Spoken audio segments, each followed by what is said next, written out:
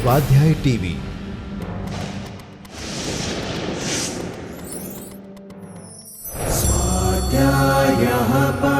Doctor Baba Saheb Ambedkar open university.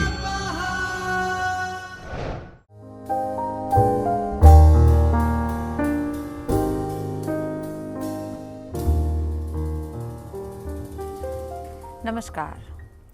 Greetings from Dr. Baba Saheb Ambedkar Open University. Dear learners, I, Professor Upadhyay, welcome you all in the learning session under the subject Communication Skills. Dear learners, today we are going to discuss about types of communication. Why to know the types of communication? Yes, because when one knows about the various types of communication, when are they used, how do they differ, they will be able to understand it in a better way, the do's and don'ts related to communication. So, we will discuss today various types of communication. Today, we are going to see all the types, witness them, observe them with the help of slides also. Shall we have a glance over the slide? Here we can see there are so many types of communication: verbal, non-verbal, formal, informal, oral, written, vertical, horizontal, diagonal, organizational and many more. We may not be able to remember them all at a time. So, what we are going to do today? We are going to discuss them category wise, because all of them differ as they fall into or they belong to various categories of types of communication. Let us see the first type category. Communication which is based on use of words, verbal communication and non-verbal communication. The image itself says, and verbal communication, a person is speaking, shouting, we do not know, yeah, but using words, the words come through the mouth. So, the first type which is verbal communication which uses words, communication which uses words to be communicated, to share some thought, idea, emotion or feeling. The second is non-verbal communication. Oh, happy, unhappy, surprised, shocked, expressions are there, no words, but then also the emotion, feeling seems to be communicated. Yes. The second type is non-verbal communication. Communication based on use of the words. When we talk about this first category of communication, type of communication, verbal and non-verbal communication. I repeat, verbal communication which uses words as a medium, sign, symbol, and non-verbal communication which does not use word as a sign, symbol or tool to communicate. Now, if we move further, we can see in types of verbal communication, again there are two types of communication: oral communication and written communication. Now, verbal communication means words are used, but in oral communication words are spoken, uttered. They come through the mouth. And written communication where the words are there, but they are not spoken, they are not uttered, they are in written form. Let us have a glance over the forms of oral communication. Face-to-face conversation, telephone conversations, meetings, seminars, conferences, dictation, instructions. Dear Mindville, it is about the oral instructions, not about the written instructions. Presentations, group discussions, interviews, video conferences and voice conferences. These are the forms of oral communication. Now, if we move to the forms of written communication. Dear students, we are going to discuss about the advantages and disadvantages of oral written communication later on. At present, we are focusing more on the types of communication. Under that, verbal, non-verbal communication, under verbal communication, oral communication and written communication, and now here we have forms of written communication: memos, letters, emails, faxes, notices, circulars, newsletters, reports, proposals, research papers, bulletins, brochures, manuals and in-house journals. These are the forms of written communication. Now, we move to the next type. Yes. Now, communication based on place, purpose and content. They are general communication and professional communication. My dear students, it is very important to understand these types of communication: general communication and technical communication. You might be wondering how this is based on place, purpose and maybe content. Yes, let me clarify that first. Place means generally communication that takes place at a professional place, organization. Generally, the communication tend to be and expected to be professional or technical communication. Communication generally which takes place at family, home, get together, maybe in the fields, parks, theaters. Those communications are generally very comfortable general kind of communication. So, the place decides. Second, the purpose decides. For example, communication at home. I communicate to my daughter, my mother, my father or maybe brother, sister, sibling. There the communication purpose is maybe sharing emotions, feelings, support, all those things. In that case, generally the purpose is general, very informal and familiar. At that time, communication that takes place is generally general communication.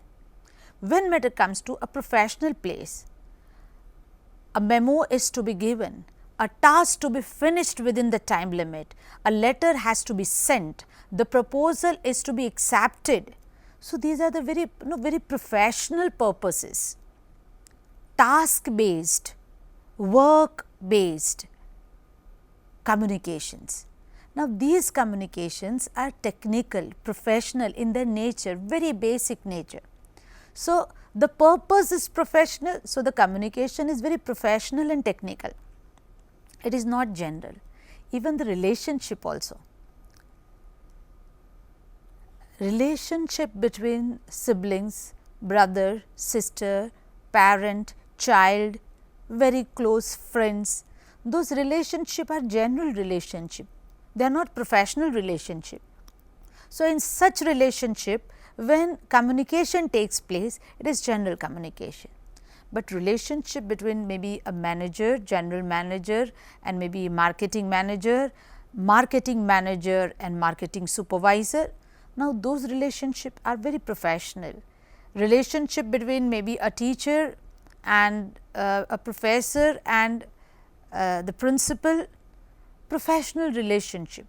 So, in such relationship, generally whenever communication takes place, it is expected to be and tend to be technical, professional communication. Obviously, the content and topic also of the communication also decides. Mode of communication also decides whether the communication is general communication or technical or professional communication. For example, generally when I want to communicate to my friend or maybe to brother, sister, I would prefer to have a word face to face or maybe a telephonic communication. I may not go for mail, I may not go for writing something with my signature and everything. So, generally general communication is very informal in its pattern, in its style, and technical or professional communication is very technical, to the point, and mostly it is written. General communication is very general, informal in style and approach also, while professional communication is very formal in style and approach. In general communication, we observe that there is not a set pattern of communication, that it has to be written like this only, it has to follow this pattern only. While when it comes to professional communication, yes, a set pattern has to be used, followed. The reason is that most of the time the technical or professional communication requires further reporting, further references, proofs, etc. And there again the matter related to oral or written comes. As general communication is more oral, written communication is with more professional side. General communication is not always for a specific audience. I generally communicate. When you communicate generally, you are not so conscious about who listens me, I have to target this audience, I have to understand their mindset. Those strategies, those plannings are generally not with the general communication. But when it comes to professional communication, yes, it is for the specific targeted audience. And so, the set pattern, planning, strategy, all these things play very vital role. General communication does not involve the use of very technical vocabulary, jargons, graphics, etc. While when it comes to professional communication or technical communication, the professional business jargons, graphs, charts, etc. meticulously used. Not only used, one has to be very careful about all the information, especially the statistical information provided in that. So, my dear students, I hope you are clear that in types of communication, the category that we discuss is based on formality. The category that we discuss, that is where the communication takes place. So, it is general and professional or technical. Now, we move to the next category types of communication. Now, organizational communication. In organizational communication, observe, my dear students, that mainly there are two types, internal and external. Internal communication, where the communication takes place within the organization. One person belonging to A organization communicates to belonging to the same A organization. Here A means, I say that capital A, like X, Y, Z or ABC. A person from maybe a sales department of X company communicates to the marketing department person from the same X company, that is internal communication. External communication means communication that takes place with the government officials, clients, customers, or maybe with the other agencies where they are dealing, the business or the work culture urges to communicate. Now, again in internal communication, we have formal and informal communications. Now, again formal and informal communication, these two types of communications, they are based on formality level of communication. Internal communication based on formality. There we find two types, formal communication and informal communication.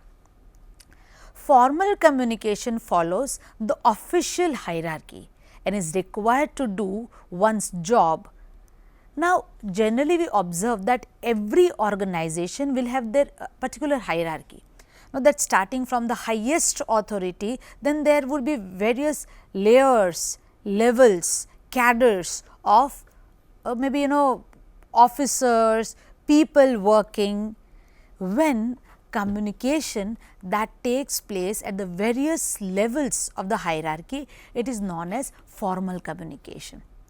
And generally in formal communication, the soul or the main chief purpose of the communication used to be the task has to be done to reach to the objective or goal. And generally these objectives or goals are more professional organizational goals. Now, generally in such kind of information, in communication we find a set of informations of various kinds, such as policy or procedural changes, orders, instructions, or maybe sometimes very confidential reports, etc. These are very professional official kind of documents, procedures. Most of the time they are written communication. These are the examples of formal communication. And mind well, my students, mind well. Remember that these formal communication contents, they flow through very formal channels. These communications are classified as formal communications. Now, generally the communication which does not talk about professional official things, maybe the policies, procedures, orders, instructions, memos, all these things, they are informal communication. Now, again we will move further with organizational formal communication flow. Let us see that. Now, flow of internal formal communication. Now, you see we have studied internal, we studied formal, and now under internal flow of communication, we would focus more on formal communication. Now, under formal communication, we can see the two categories, vertical and horizontal. I know you saw the two. The third is diagonal communication. Now, formal communication, vertical, horizontal and diagonal. Vertical communication, where you can see this is vertical communication.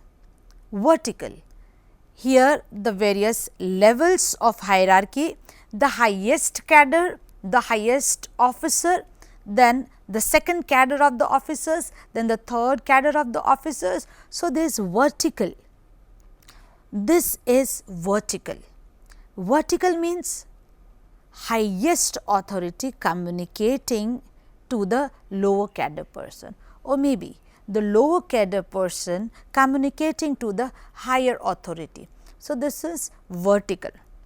Now, in vertical you can see when I say the highest cadre communicating to the lower. So, this is downward, and when maybe a student communicating to the principal, a professor communicating to the vice chancellor, a supervisor communicating to the general manager, upward. So, in vertical what did we observe? In vertical we have two. Vertical communication, we have upward communication and we have downward communication. Before we discuss about the horizontal and diagonal, we will clarify the upward and downward communication. Upward communication is very important and very essential, and today in 21st century, whenever the organizations, they want to succeed, they want to prove themselves, they want to be on the top, they encourage upward communication a lot. Generally in downward communication, what happens that the superior people, people at the higher authority, they send the orders, and that at lower level people follow them. In upward communication, at lower level people, they send not only the reports, they do not simply report, sometimes they send their very constructive suggestions also. this should be done, this should not be done, we feel like this, we do not feel like this. So, they send their feedback, good, bad, fine, excellent, worth being done, not worth being done, everything to the highest level or the higher level. Upward communication is very important. Why? Because that keeps managers or maybe other people at a higher level aware about what exactly is happening in the organization. Listen, my dear students, my dear learners, at top level, when anybody wants to succeed, when anybody is very committed to have very positive, very good, very constructive, very forwarding environment in the organization, the higher level person would invite maximum upward communication. In many organizations, you will observe there will be suggestion box, feedback box. Why? In suggestion box and feedback box, I am a worker at maybe at XYZ organization. I feel good about something, I feel bad about something. I may not have guts, courage, or there may not be that kind of environment where I can go and stand in front of the authority and tell this is good, this is bad, this should be done, this should not be done. What can I do? I have an option that I write something, I fold it and I put it into the suggestion box or feedbacks. This is upward communication. Why this is so useful? The authorities come to know that in which direction the culture of the organization is moving. And certain successful organizations, they have relied a lot on this upward communication, because such upward communication helps the higher authority people a lot in decision making. The complete picture of the feeling, emotions, of the people, because you see the main asset of any organization is people, not the infrastructure, not the machines, not ICT, nothing else, it is people. So, what do they share, what do they want to tell? That would help a lot to the organizational culture to move in the right direction. With lesser hierarchical levels, managers are able to create a climate of trust and respect and implement participative decision making or empowerment. In upward communication, it is not the authority who takes decision. The decisions are unanimous decision. Everybody feels that okay, I contributed in this decision making. At the end of the day, what happens? That people at a lower level, they feel empowered. They have more strength. Now, the strength is there to contribute in a better way in the organization. Thus, upward communication is very important. My dear students, in vertical communication, we were discussing about the various flows of communication, where there was vertical communication, horizontal communication and diagonal or crosswise communication. In vertical communication, we discussed about upward communication. Yes. The next is downward communication. Downward communication, when managers, directors or people at higher authority, they communicate to the people at lower cadre. What do they do generally? They inform, instruct, advise, request, orders, etc. They do it, that is fine.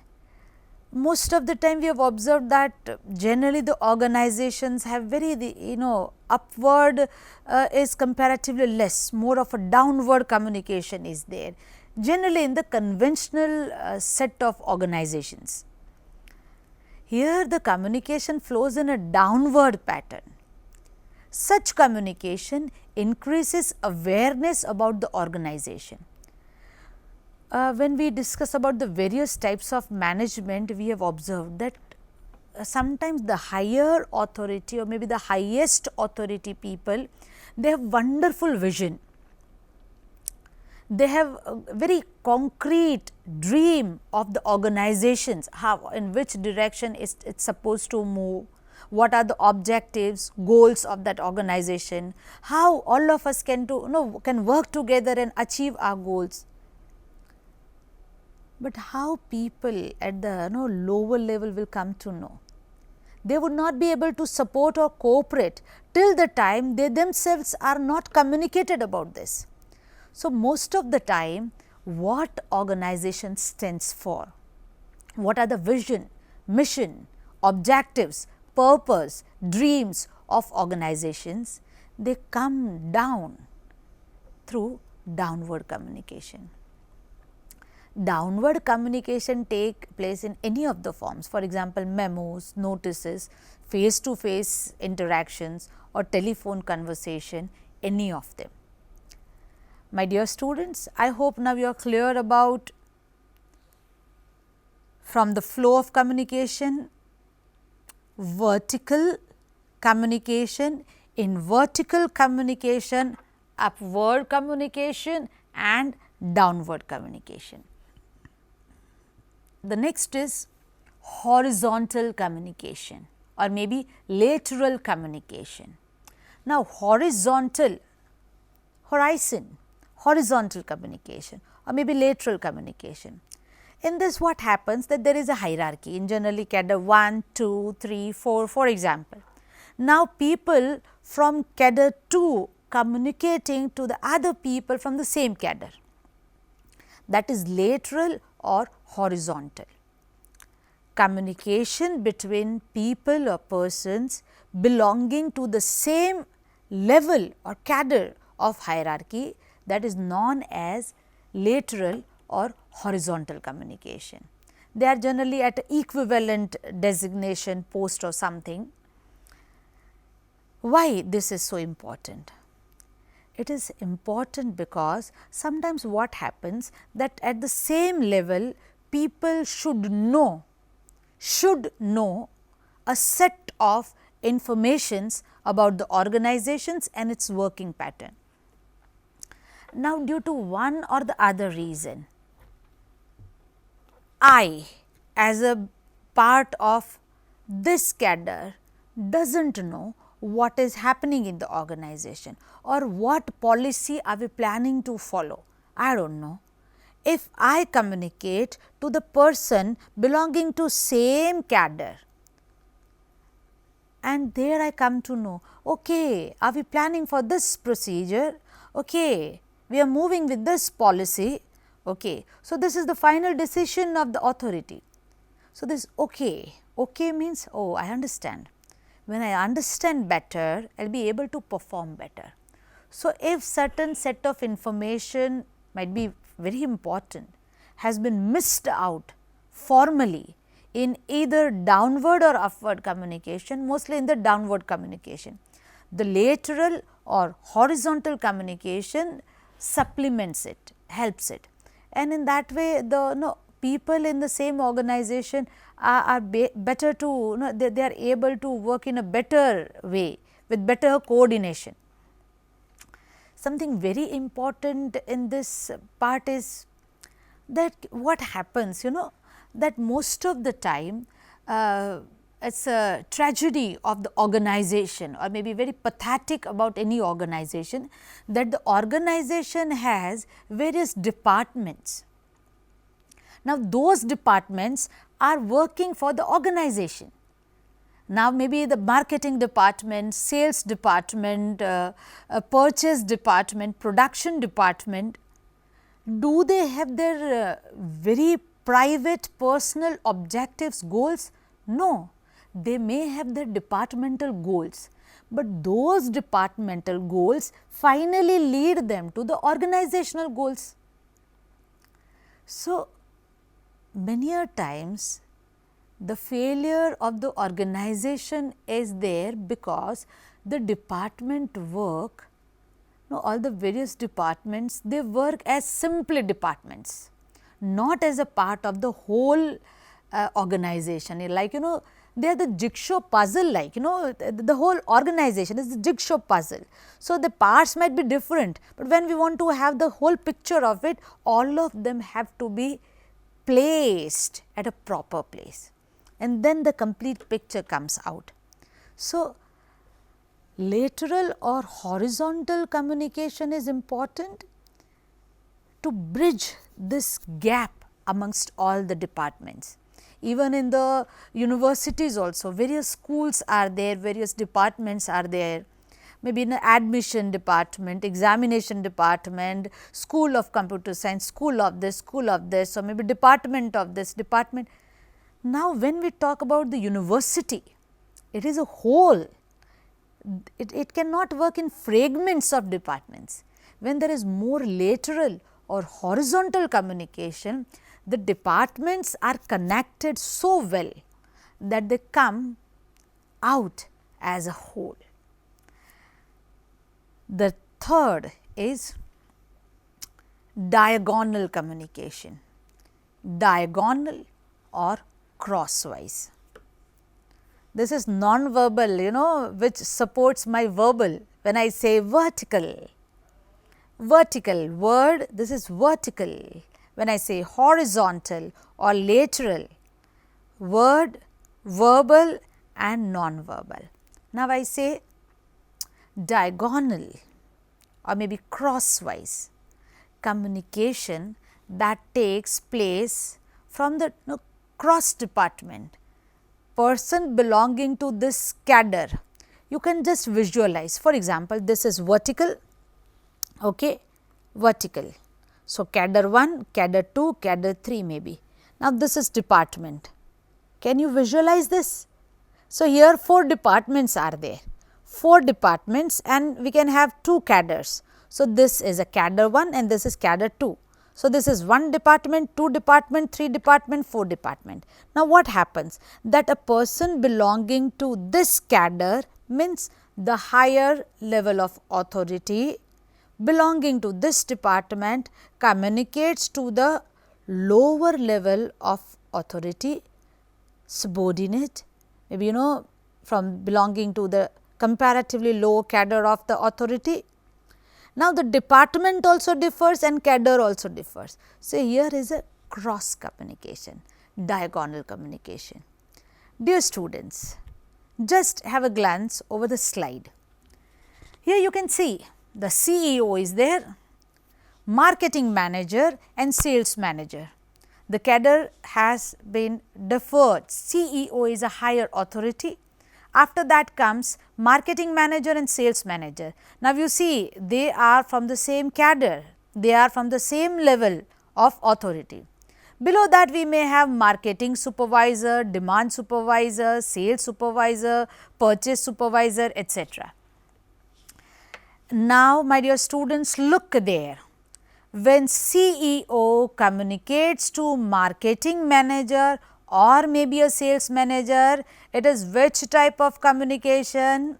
Yes, it is downward communication. Okay. When marketing manager communicates to the CEO, it is upward communication. When marketing manager communicates to the sales manager or maybe a sales manager communicates to the marketing manager, it is lateral or horizontal communication. When a marketing manager, instead of communicating to marketing supervisor, communicates to the sales supervisor, dear students, it is diagonal or cross level communication.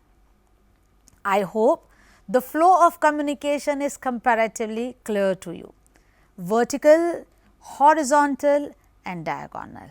Now, we move to the next set of types of communication. Have a glance. Now, you see formal communication network models. We discussed about formal and informal communication. Now, in formal communication network models, we have chain network, Y network, wheel network, circle network and all channel network. Now, in chain network, what happens? That it is like a chain, understand? Chain. So, it is A to B, B to C, C to D, it becomes a chain. How? A tells to B, B says it to C, C says it to D. In chain format, this formal communication moves further. Is it clear? For example, marketing manager says something to the sales manager says something to the production manager, So, this is formal communication and with the formal content. See the second type. The second type is Y network. Now, in Y network what happens? That the person maybe at higher authority feels that communication should move further up to certain level in single strand, then it should move further in two strands. For example, the CEO of the company communicates something to the marketing manager, and then the CEO of the company who communicates to the marketing manager says, instructs or orders marketing manager to communicate the same to the production supervisor also and sales supervisor also.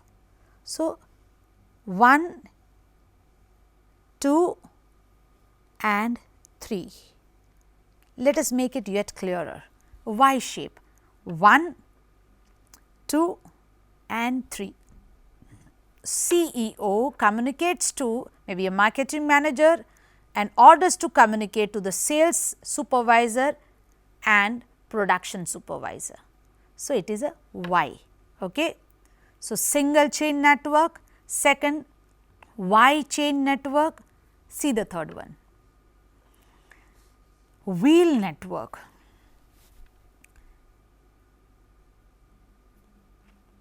Now, wheel, do you visualize the wheel? Okay. The center and then there are the spokes. Okay. Generally what happens? The authority who urges to communicate, who is there to communicate something, is there in the center, and people who are to be communicated are at the periphery. From center, the information moves to the periphery. It is wheel network. Wheel network. Listen, it is not that at the periphery communication does not take place, but in wheel network generally at the periphery the communication is very less.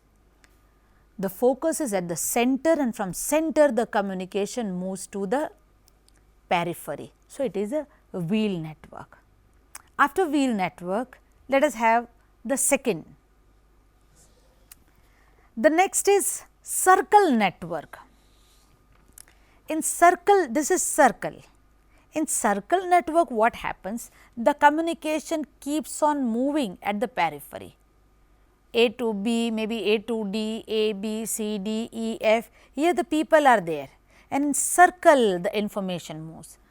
In circle, it is not always that the information moves like this only or like this only. It may vary.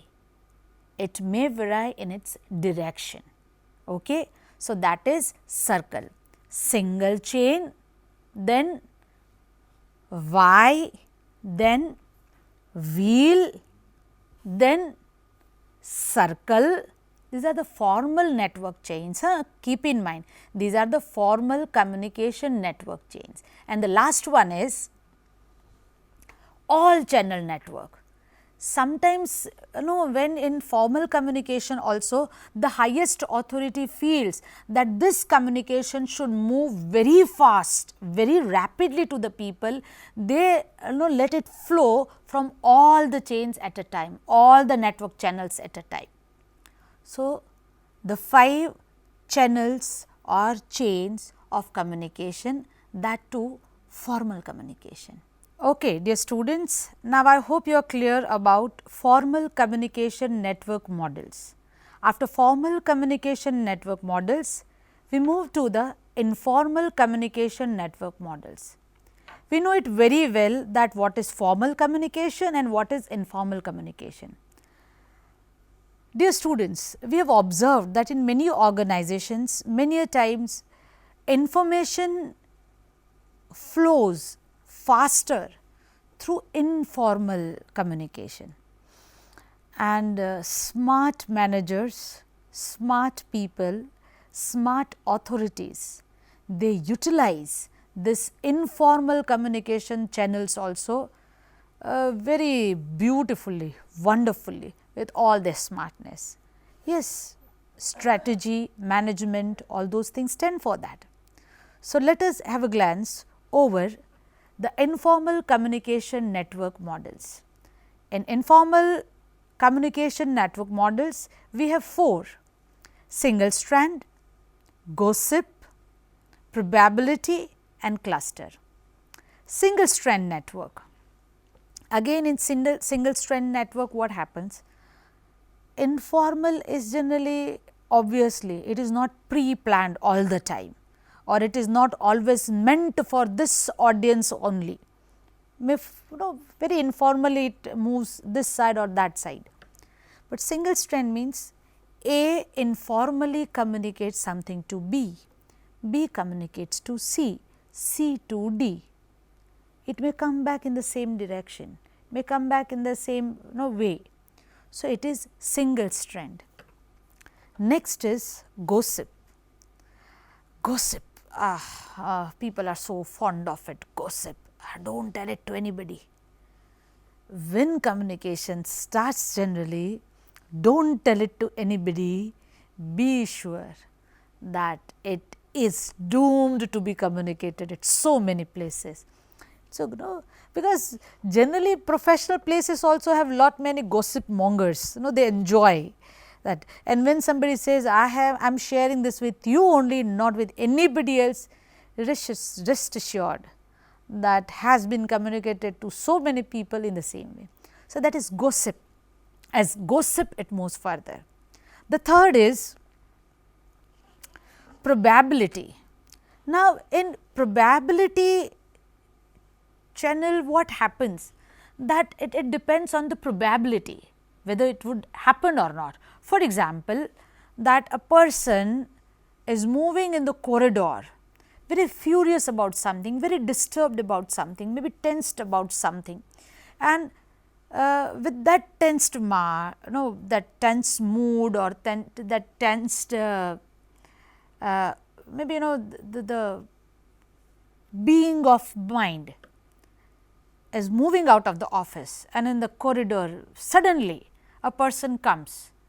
Now, the person who is very disturbed or is tensed about something, who has recently some very serious talk on telephone, might have never planned to communicate this grave or serious issue to the person who might have met in the corridor, but probability, and suddenly he or she shares. So, that is informal communication depending on the probability, possible, not possible. So, first is single strand, second is gossip, third is probability, and the fourth is cluster. Cluster means a group. In that case, what happens? That A may share something with B and C, maybe B, C and D. Now, from there A shares with B, C and D, or B and C. From there the communication from B, again it moves further in cluster X, Y, Z, here 1, 2, 3. So, I communicate to the cluster informally. Now, from that cluster individuals, they communicate individually to again a group of clusters. So, the communication, informal communication moves further in clusters, in groups. So, that is cluster. I hope, my dear students, that today the various types of communication, the types are clear to you. We discussed about verbal, non-verbal, formal, informal, that is under organization. Now, again in organizational, we had internal, external, formal, informal. From the flow of communication, we had vertical, horizontal or lateral, diagonal. Again in vertical we discussed about upward and downward. We discussed about various chains, channels, models of formal and informal communication networks. We discussed about oral and written communication too. I hope the general idea about the types of communication is clear to you. You have learnt today. Try to identify when you come across various types of communication. The identifying is not enough, is not sufficient. Observing, thinking and implementing the do's and don'ts of them are equally important. Wish you very happy learning. Namaste. स्वाध्यायः परमं तपः।